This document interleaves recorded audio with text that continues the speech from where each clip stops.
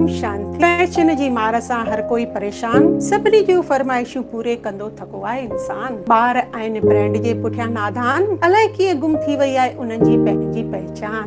हा, इहा ई आहे घर घर जी दास्तान। हा, हीअ ज़िंदगी बि हिक सिके जे ॿिनि पासनि वांगुरु आहे, जंहिंमें साॻी सिचुएशन में साॻे वक़्तु हिक पासे किन त ॾाढो आनंद माणियो, पंहिंजा पंहिंजा टैलेंट ॾेखारे करे व्हाट्सएप ऐं फेसबुक ते, ऐं ॿिए पासे किन त टेंशन ऐं परेशानियुनि जो सामनो कयो ऐं उहे अझायूं चिंताउनि में राति भर निंड बि न कई त इन ई वीचारनि सां त हाणे छा थींदो, कीअं थींदो, केसि ताईं हलंदो, इन्हनि वीचारनि में हुननि पंहिंजो सॼो टाइम वेस्ट कयो। अचो त हिन हलंदड़ असां सभई मिली करे पंहिंजियूं परेशानियूं, पंहिंजा मुसीबतूं ऐं पंहिंजा नेगेटिव वीचारनि खे करियूं डाउन।